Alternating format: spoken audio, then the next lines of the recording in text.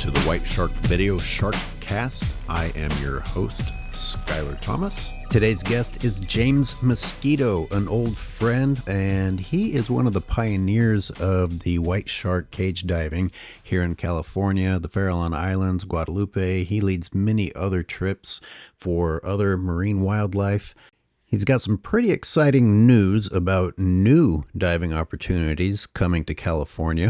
And with his extensive experience working in Guadalupe, he has a pretty interesting take on Guadalupe shutting down. I'm laughing because you're the first person in the same country with me, much less the same state. And this is the most technical difficulties that we have had. Right. James, you've got a long history with sharks.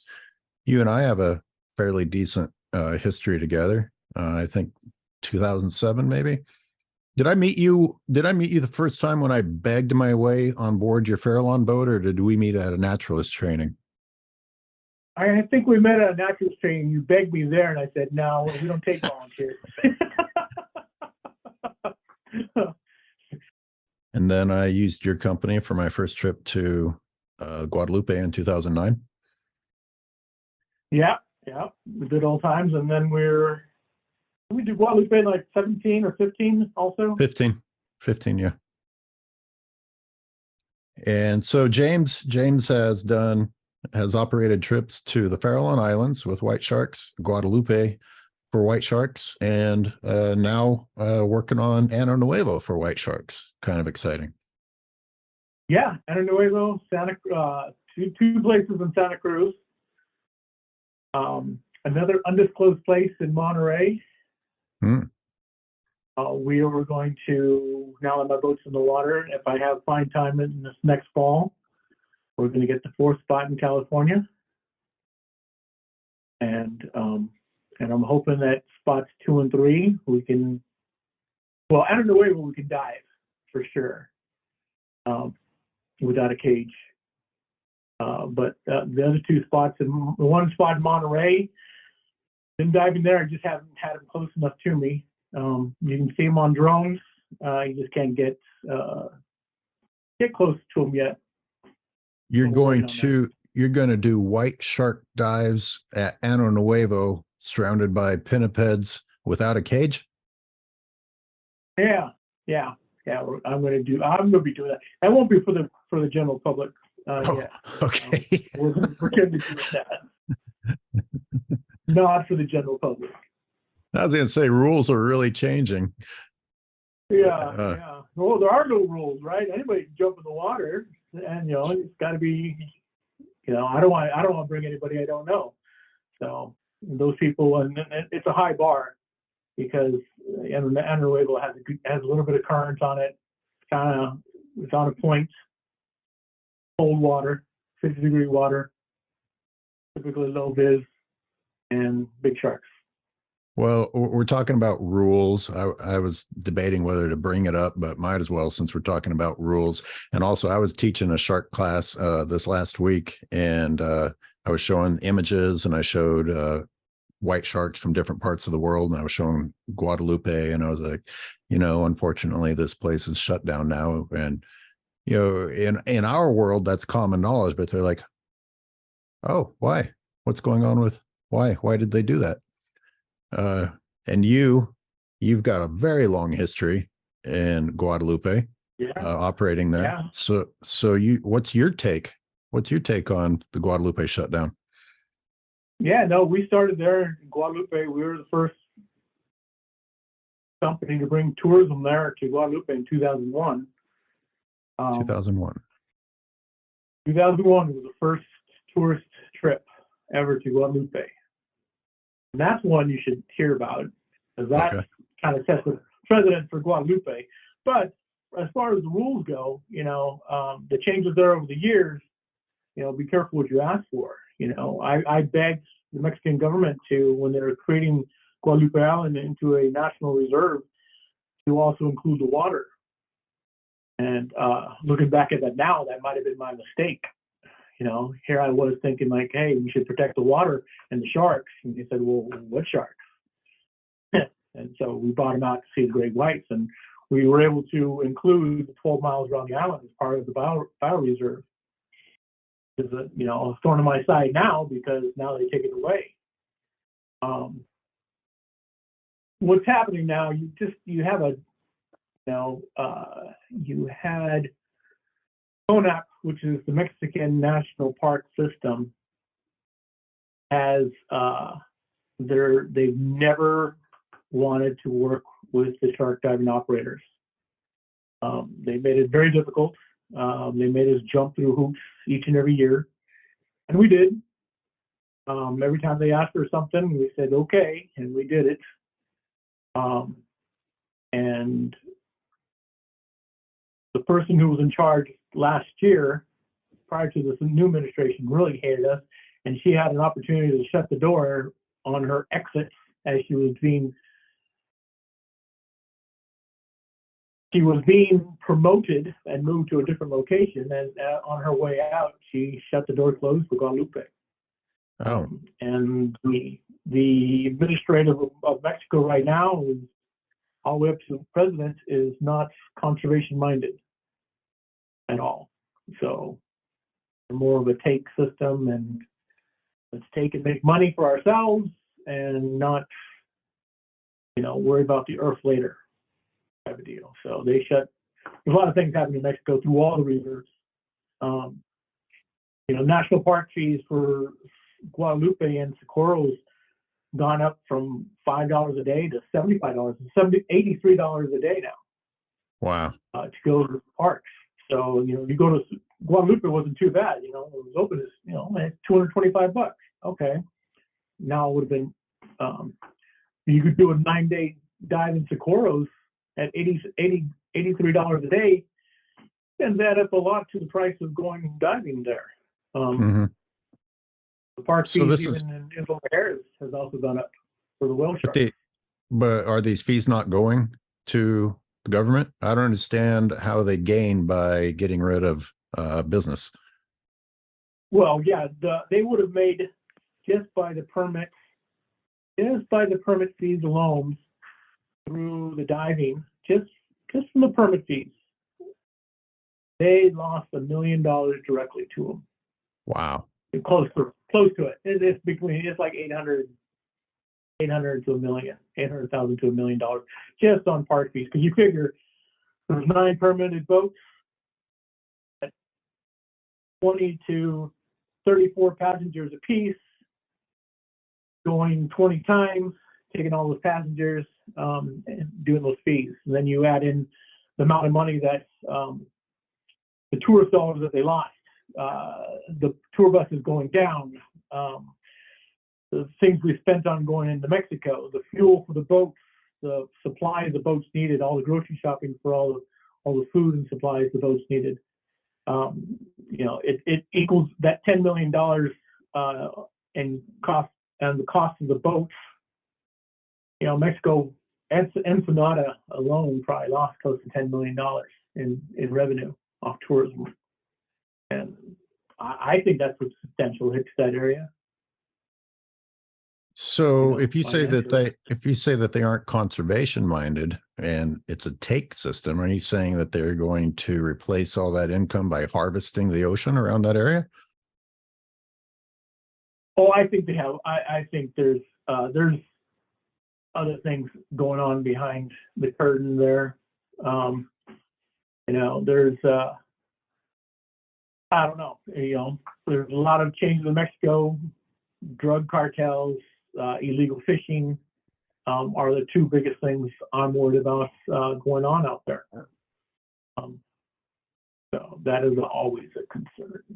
But that's not new. I mean, that sounds like typical Mexico. That's not fair. That's typical most places, if we're being honest. But the difference was that you had some commercial operators out there throwing a little bit of inconvenience in the way of those sorts of shady things. Yeah, for the most part, Upper Baja, I consider it very safe. I would consider it as safe as Oakland, San Francisco, Miami, Chicago, New York City. There's certain things you don't do when you're a tourist in those towns. You don't go walking around drunk at night. And, if you hang out during the daytime and you stick to well-lit streets like you do in any other big city, you're safe. I've been going to Mexico for, most of my life down in Ensenada and Tijuana. Never had a problem. I don't drive at night, and I don't go walking drunk around the streets. So, but Mexico's losing a lot. The sharks are definitely going to be. I think there's going to be losses of sharks with the divers not being there, with the boats not being there. James, can I? Pretty much everyone I talk to, this is a hot topic. So let's try and make it a little bit more specific to you. You operated in a company that, of course, this was an advantage for you guys financially. Of course, you love the sharks, but financially it was an income. So what's your best argument toward people who say, well, you're just saying that we benefit this because you want to be able to stay there? Like, what's the closest we can get to some sort of a proof or an indicator that says, look, here's why you should believe the sharks are going to be, killed by poachers, rich fishermen, or whatever the case is? Yeah, I mean, so just by the boats not being there, when we were going there, in the early seasons and late season, when there weren't 3 or 4 or 5 boats there at a time, we would see fishing boats from Mexico and San Diego in that area fishing. So even early season, we'd go over there, radio them, hey, this is a biosphere, it's closed, and you're not supposed to be here, as fly as we can be. Like, hey, we see you guys have lines in the water. Just want to let you know that, Navy's coming because they're going to check us out. So you might want to reel in and leave. That was the polite way of saying, get the out of here. But, that was common. And, it's not just happening in Mexico. You go out to the Fairlawns on any flat weekend day, and you'll find guys fishing at the Fairlawns.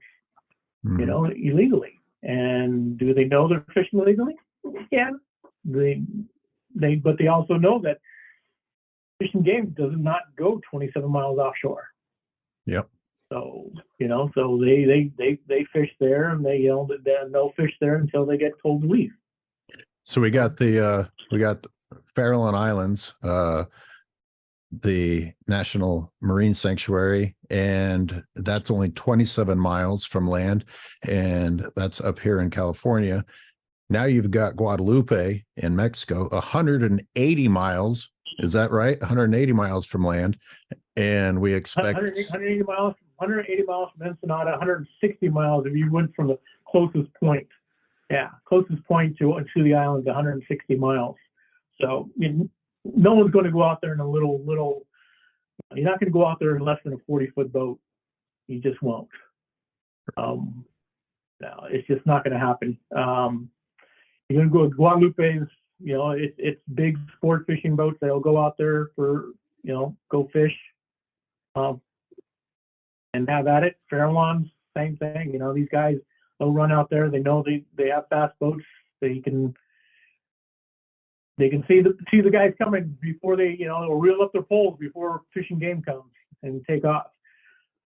So, they say, Guadalupe also has a Navy presence there. And there's when the boats aren't there, there's a small handful of guys, a dozen guys, but they don't patrol.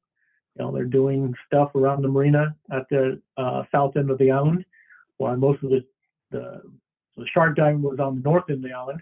But the sharks are all the way around the island. But the Navy doesn't patrol. Only when the big boats are there do they patrol. They don't have a radar array on top of the island to see what's on the other side of the island. So really, they have no idea what's going on around the corner from them when they're on the island. So the Navy, are they going to be able to patrol? They can. Will they? No.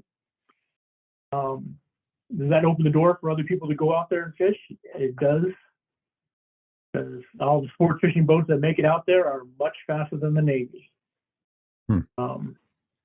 So it just opens the door to that. And, they're like, and even if it's, you can, yeah, people know it's out there, but I tell people, it's like, leaving a teenager at home and say, don't have a party, and you're going to be gone for 3 months. I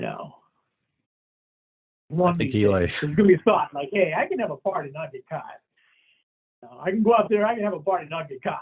It only takes one day. I mean, in one day. So when Fairlawns, white sharks got protected in California when a fisherman from San Francisco answered an ad in the newspaper that was the ad said, "Hey, I want some shark jaws from a large shark." Yeah. And one guy went out there and in one day caught 5 large sharks. Peter and Scott at the island, the researchers at the time, were like crazy, and they went straight to and lobbied straight to the senators, and the senators said it was very sexist. This makes catching sharks illegal, and they did. But I mean, it only takes one day to catch 5 sharks. The guy in San Francisco proved that. So 5 hours, got 5 sharks. If you've been to Guadalupe, as soon as you pull up, I've only waited an hour and a half maximum for my first shark. I know some trips waited a few more hours than that, but typically their sharks are there, right? And it's easy. It's easy to catch a great white. It's an interesting. I actually I used this as a topic a while back because I think people have this idea of the great white as this difficult animal to catch, this incredible creature. And Rodney Fox actually told me he got kind of turned off from killing to conserving when they went out recovering from his incredible bite story, and just were plucking them out of the ocean. He's like, okay, this is too easy. This feels wasteful. Yeah, no, I mean, in the early days, when we were still learning what we were doing, we were throwing the bait out there with right at the ends of the floats. Not 3-4 feet away from the float. I know it was easy to catch the floats. Sharks were catching the float, the tuna, and everything, and you'd be like, and then we immediately changed our technique. That took one trip. All right, we're going to use a nice hemp line, so if the shark does bite the rope, it won't cause any damage, it won't be there, it'll disintegrate within a matter of hours and be gone. So, the steep learning curve that we had when we first went out there, in the early 2000s. But no, it's easy to catch sharks. I've been on other tourist boats, on some of the other boats out there, and in other places in the world, even with tigers and hammers.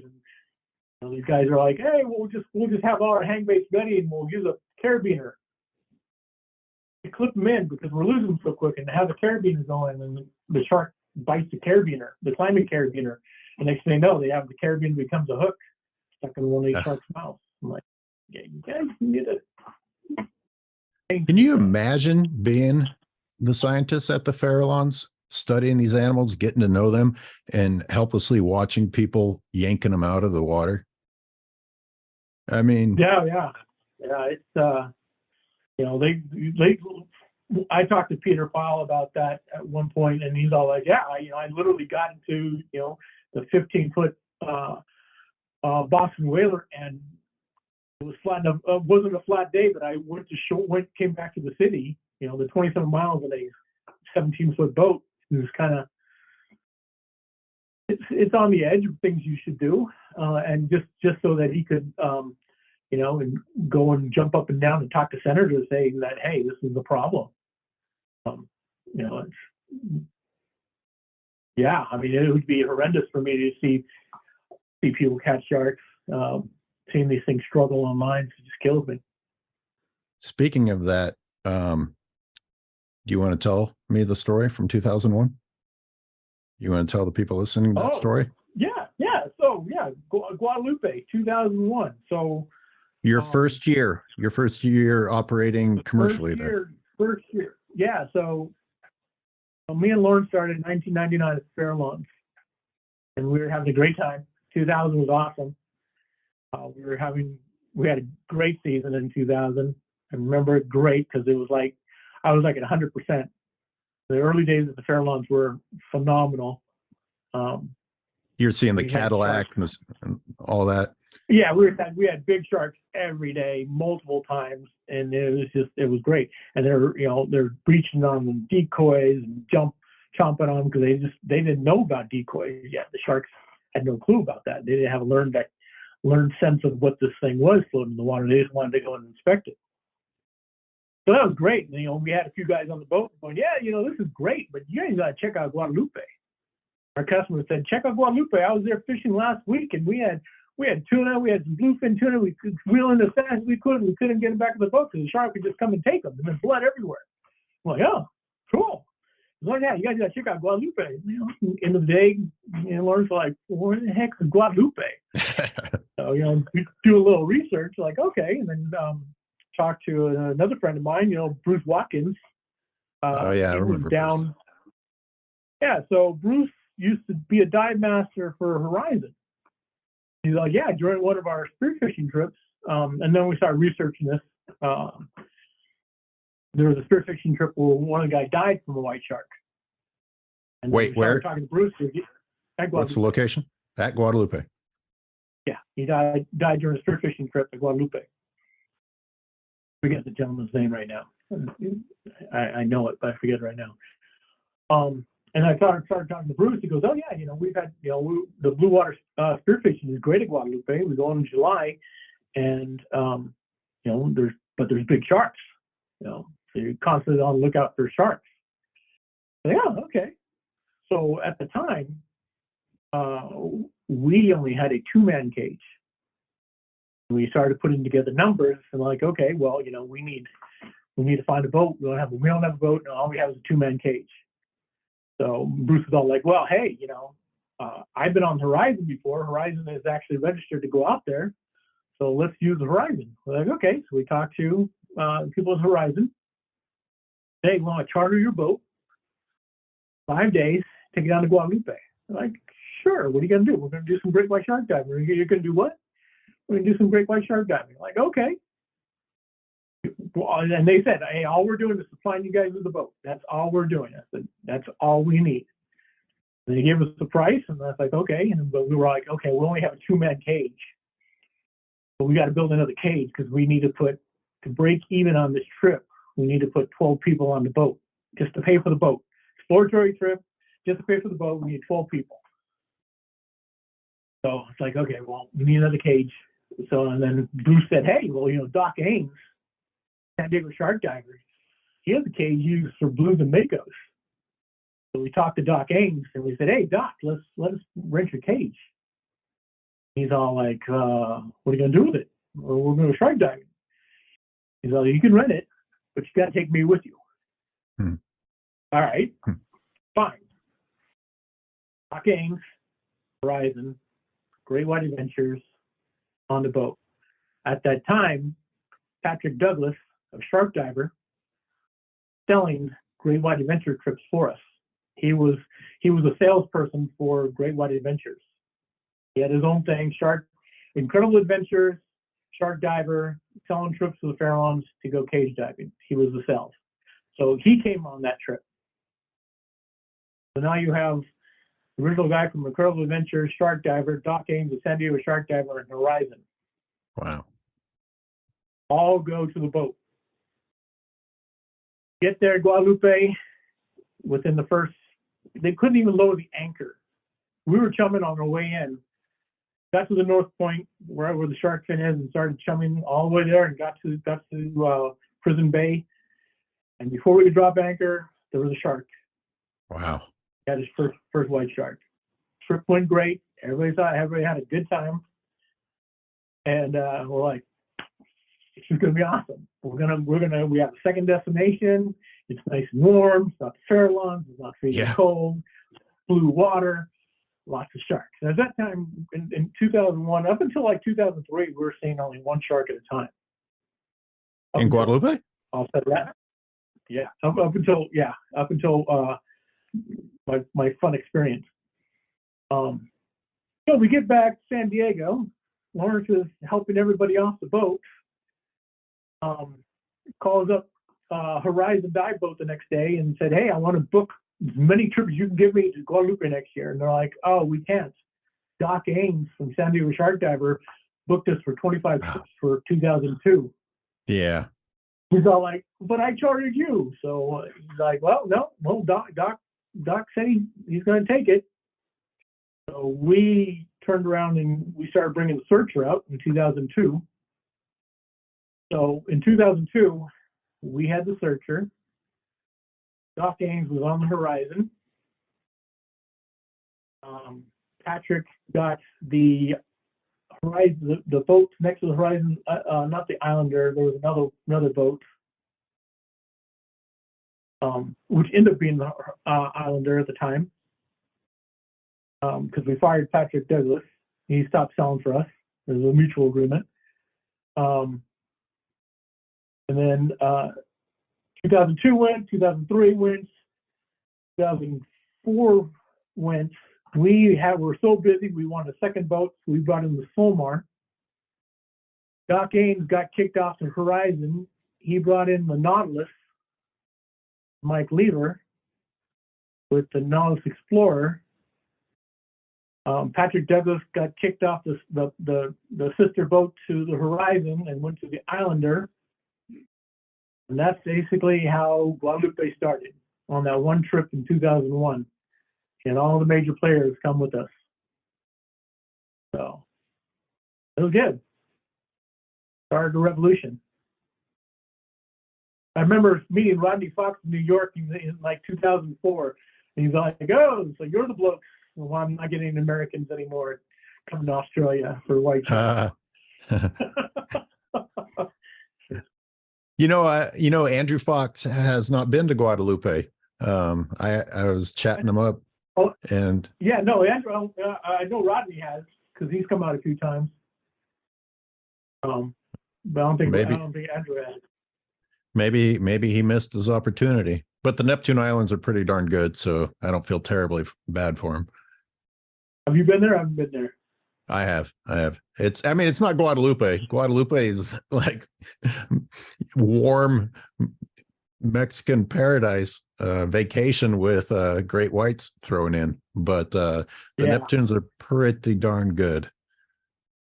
Yeah. They got the bottom. Guadalupe is the best place in the world with our 100% success rate, the visibility, 100 feet of visibility in the warm water, where you could spend, my longest dive is 8 hours in the cage.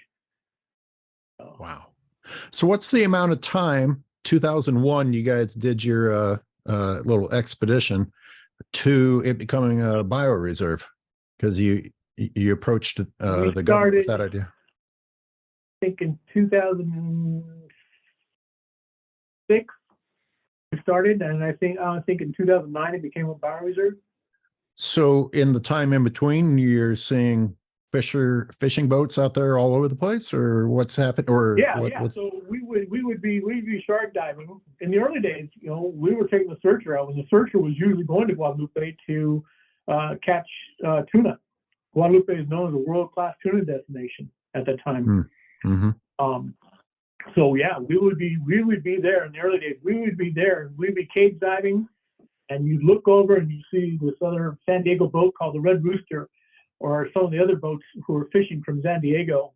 And they're big 95-foot tourist boats for long range fishing. And their gunnels would be just running red with tuna blood. And they'd be catching them and like, "Hey, you guys need to come over here and get rid of your sharks." Or, "Hey, your sharks are over here. You guys need to come over here and get rid of take these sharks from us." Hey, man, they're not our sharks, but we'll gladly take them. Yeah. They would have to leave because they couldn't land any tuna, because there were just so many sharks. And one shark would just hang into the boat, and they wouldn't be able to get any tuna on board. But when Guadalupe became a bioreserve, all the fishing boats got, they were the first ones to leave, told that they couldn't come to Guadalupe. They said that you could no longer fish at Guadalupe. I mean, what you just said is pretty powerful. That's physical evidence that a law being passed changed how many people were fishing there. Yeah, no. Guadalupe was a multi-million-dollar destination for boats out of San Diego. I mean, every long-range boat out of San Diego that went more than 5 days always stopped at Guadalupe. So that was a major loss for them. And they, like we are now, they tried suing and negotiating with the government to have access, and they just said no. And after it became a bioreserve, not only was the presence of the commercial operators a deterrent, you were actively going over to those boats and saying, get. Yeah. We didn't recognize the boats, or we saw, if we showed up and there wasn't a boat we didn't know, another shark diving boat, we would go by nice and slow and quick, right by them and just quickly say, get on the radio and say, hey, you guys can't fish here, or like, hey, how you doing? From Guadalupe, you guys here to see the sharks? What are you guys doing? And try to politely say, remind them of the rules and the regulations, and that we're there to enforce them. So in South Australia, at the Port Elizabeth, they have tuna farms, and I heard stories about white sharks getting caught because they were trying to get to the tuna, and people would dispatch the great white, even though it's protected, because the tuna are worth so much money. You hear stories like that, and I can't help but think that these fishing boats that were losing tuna to the sharks weren't killing a few sharks out of frustration. Am I off base there? Do you think that they didn't? I don't think the commercial boats did. The commercial fishing boats out there were the tourist recreational boats where people were paying to go out and fish for tuna. I don't think they intentionally would ever kill the shark. It was no value to them.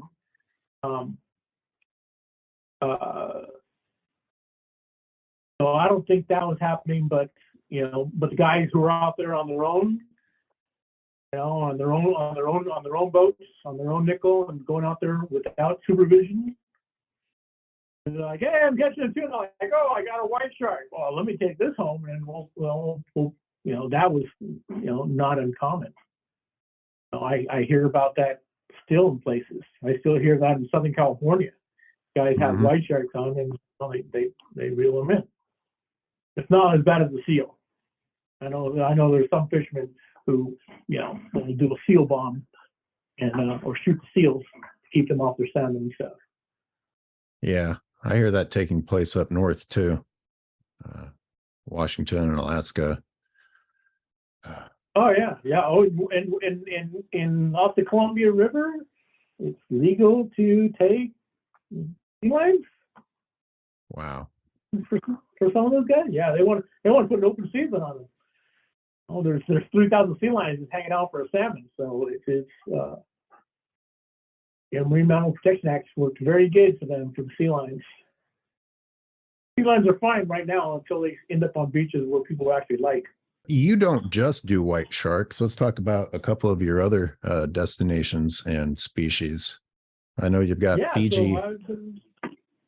I've got Fiji coming up again. Also, a lot of things coming up. So, do all the big sharks, do great whites, tigers, bulls, hammerheads, whale sharks.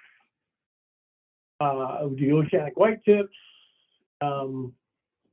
All the fun stuff. So the only sharks I really don't do would be a basking shark. I'd love to be in the water with a basking shark. It's just so infrequent around here. But yeah, we have, and I do killer whales.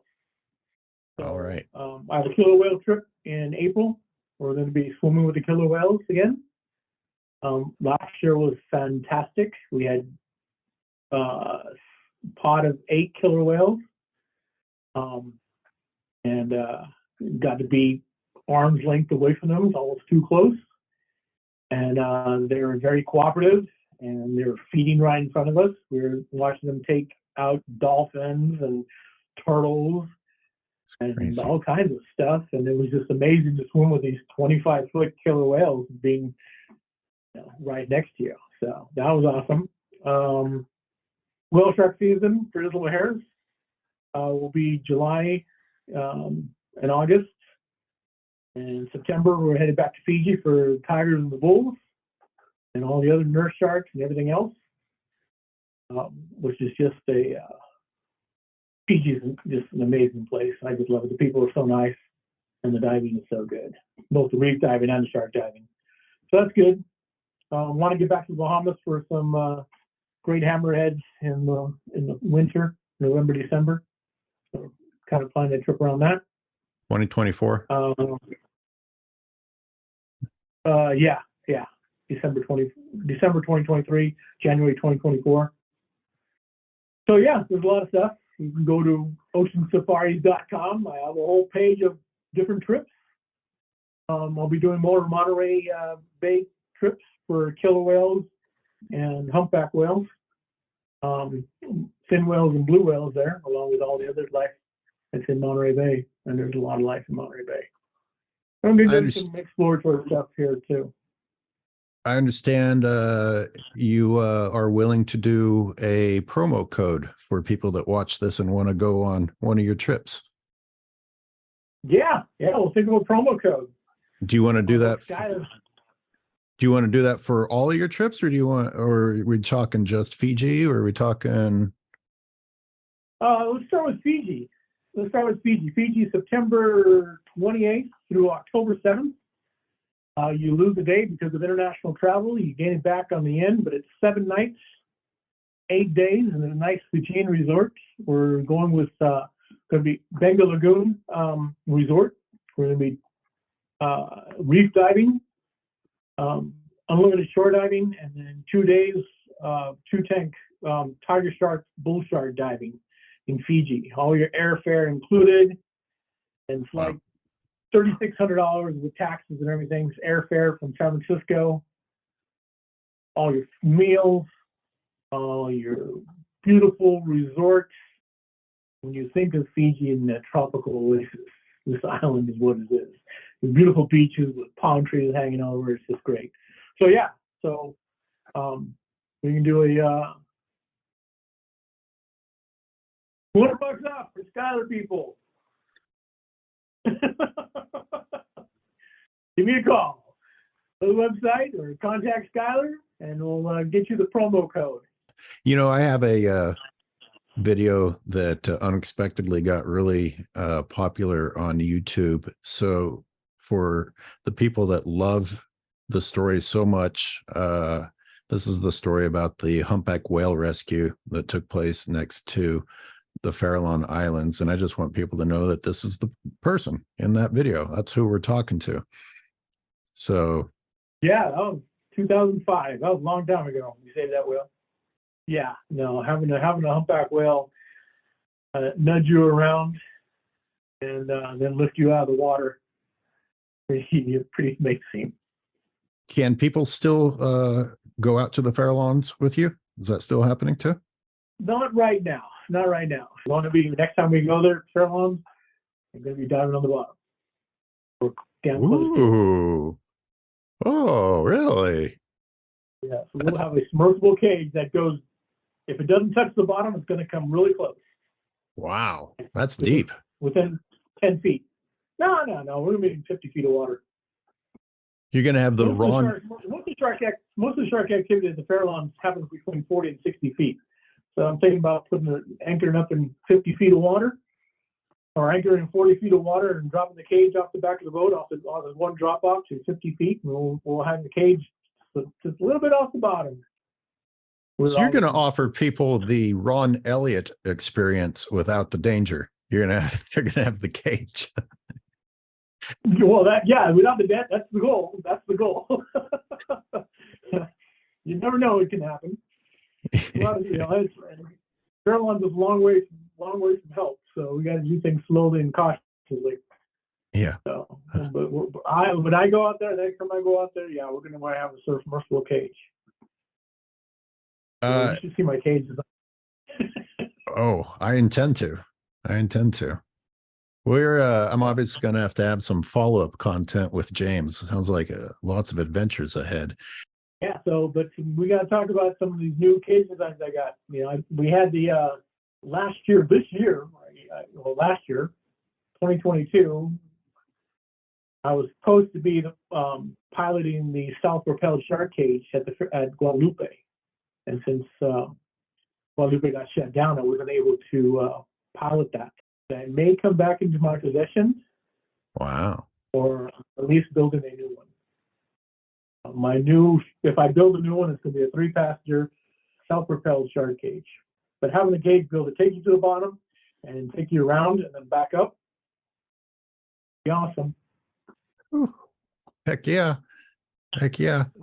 James Moskito, one of the pioneers of our white shark diving on the Pacific coast, California, Farallones, Guadalupe, and some exciting things to come around Ano Nuevo and Santa Cruz. It ain't over yet. It ain't over yet.